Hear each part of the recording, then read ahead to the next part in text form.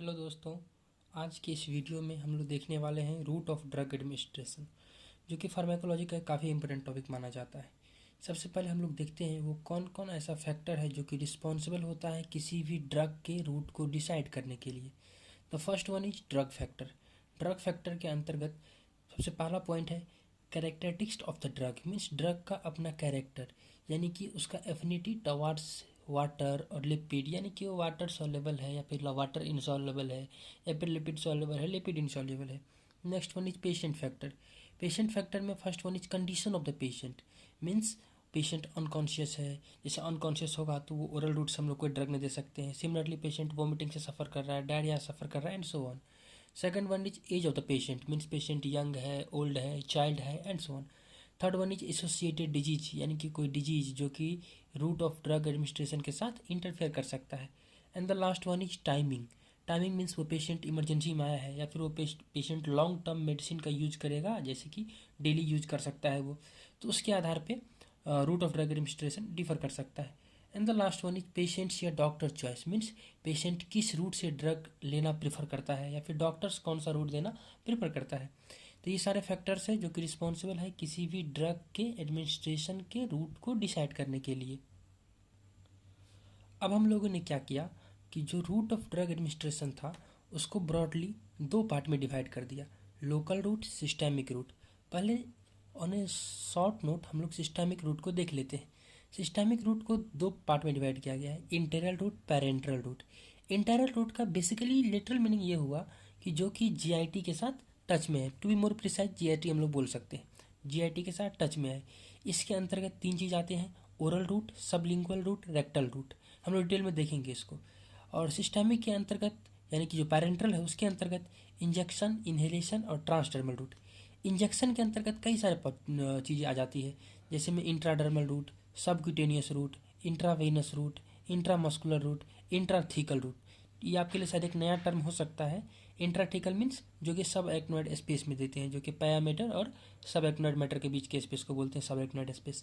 तो इतने सारे रूट में इंजेक्शन के थ्रू यहाँ ड्रग को डिलीवर किया जा सकता है। तो ये रहा सिस्टेमिक रूट का एक समराइज वर्जन। अब हम लोग आते हैं लोकल रूट पे। लोकल रूट को तीन टाइप्स में क्लासिफाई किया गया। The first one is topical, the second one is intra arterial route, third one is deep tissue injection. तो हम लोग पहला बात करते हैं टॉपिकल के बारे में। टॉपिकल का मतलब हुआ कि जब ड्रग स्किन और म्यूकस मेम्ब्रेन के टच में आके काम करे, उसको हम लोग बोलते हैं टॉपिकल रूट। तो उसमें सबसे पहला है ओरल कैविटी, यानी बहुत सारा ड्रग्स को ओरल कैविटी में देते हैं और ओरल कैविटी के म्यूकोसा के थ्रू वो एब्जॉर्ब होकर वहीं पे काम करता है। तो एज ए सस्पेंशन दे सकते हैं या फिर एज ए क्रीम दे सकते हैं या एज ए ऑइंटमेंट दे सकते हैं। तो एज ए सस्पेंशन जैसे में निस्टैटिन होता है, ये एक एंटी फंगल ड्रग्स है जो कि generally as a topical use करते हैं ओरल कैंडिडियासिस के केस में। तो एज ए सस्पेंशन दे सकते हैं जैसे कि निस्टैटिन हो सकता है, या फिर एज ए क्रीम दे सकते हैं जैसे कि ऑसाइक्लोविर। आपको पता होगा कि ये एक एंटी वायरल ड्रग्स है, ये एक एंटी वायरल ड्रग है। सिमिलरली एज ए ऑइंटमेंट दे सकते हैं जैसे कि लिग्नोकेन। लिग्नोकेन कुछ नहीं, सिंपल सी बात है, ये लोकल एनेस्थेटिक्स है, हम लोग बात करेंगे आने वाले चैप्टर्स में। लिग्नोकेन एक लोकल एनेस्थेटिक्स है। तो ये सब ओरल कैविटी में देते हैं और ओरल कैविटी में लोकल एक्शन से ये काम करता है, इसका लोकल इफेक्ट होता है। तो next one is GI tract, यानी कि गैस्ट्रोइंटेस्टिनल ट्रैक। इसमें जनरली क्या होता है ना, बहुत सारे अनएब्जॉर्बल टैबलेट होते हैं, जैसे में नियोमैसिन का टैबलेट आता है। नियोमैसिन आपको पता होगा एक एंटीबायोटिक है, अभी इतना समझ लीजिए ये एक एंटीबायोटिक है जो कि गट को स्टरलाइज करता है बिफोर सर्जरी, क्योंकि ड्यूरिंग सर्जरी हमें गट पूरी तरह से स्टरलाइज होना चाहिए ताकि इन्फेक्शन स्प्रेड ना कर सके। तो गैस्ट्रोइंटेस्टिनल ट्रैक में हम लोग अनएब्जॉर्ब टैबलेट डाल देते हैं, जैसे में नियोमाइसिन जो कि गट को स्टरलाइज करता है before surgery. The third one is rectum and anal canal. जैसे में आप लोग बहुत ही फेमस है एनीमा। एनीमा में एक्चुअली एक लिक्विड फॉर्म होता है जिसको हम लोग रेक्टम के थ्रू इंसर्ट करते हैं। एनीमा दो टाइप का हो सकता है, इवैक्यूएंट एनीमा हो सकता है the first one, and second one is retention enema हो सकता है। इवैक्यूएंट एनीमा का मेन पर्पस होता है कि बावल यानी जीआई2 को इवैक्यूएट करना, जो भी फीकल मटेरियल है उसको बॉडी से रिमूव करना, जैसे में सोप वाटर। कई बार कॉन्स्टिपेशन के केस में इसका यूज किया जाता है। Second one is retention enema. Retention enema का मतलब है कि वहाँ रह के आपको काम करना है, मीन्स रिटेंशन एनीमा में जो सब्सटेंस को रेक्टल रूट से इंसर्ट किया जाएगा या फिर एनल कैनाल रूट से इंसर्ट किया जाएगा, वो वहाँ प्रेजेंट होकर अपना फंक्शन दिखाएगा। जैसे कि मीथेनप्रेडनिसोलोन, आपको पता होगा कि ये एक स्टेरॉयड है जो कि अल्सरेटिव कोलाइटिस, जो कि एक इन्फ्लामेटरी बॉल डिजीज है। इन्फ्लामेटरी बॉल डिजीज के केस में मीथेनप्रेडनिसोलोन हम देते हैं, स्टेरॉयड देते हैं। तो इस तरह से ये रेक्टम और इनर रूट से काम करता है।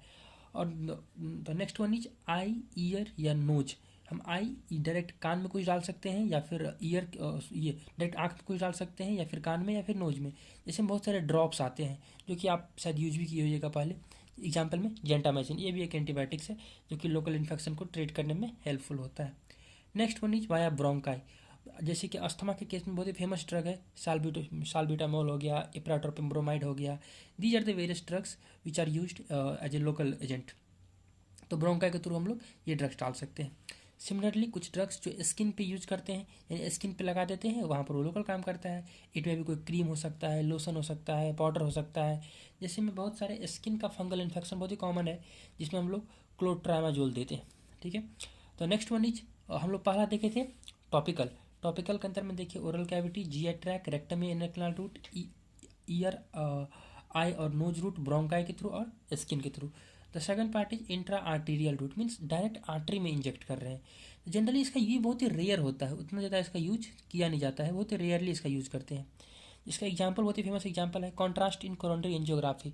अगर किसी पेशेंट कोई हार्ट अटैक का मतलब हार्ट का कोई डिसऑर्डर का पेशेंट है, अगर हम उसका आर्टरी के पेटेंसी को चेक करना चाहते हैं कि कोरोनरी आर्टरी प्रॉपर तरीके से काम कर रहा है कि नहीं कर रहा है, तो उस केस में एज ए डायग्नोसिस हम इसको डायग्नोसिस के तौर पे यूज़ करते हैं। एज ए डायग्नोस्टिक प्रोसीजर हम लोग कॉन्ट्रास्ट डाल देते हैं ताकि हम लोग कोरोनरी ब्लड वेसल्स को सही तरीक़ा से देख सकें, यानी कोरोनरी एंजियोग्राफी करने के लिए। Similarly the third one is deep tissue injection. Means हमने क्या किया कि डीप टिश्यू में इंजेक्ट कर दिया। बहुत ही फेमस होता है, एक बहुत ही फेमस डिजीज है जिसका नाम है रोमेटॉइड अर्थराइटिस। रोमेटॉइड अर्थराइटिस में जॉइंट का इन्फ्लेमेशन हो जाता है बेसिकली।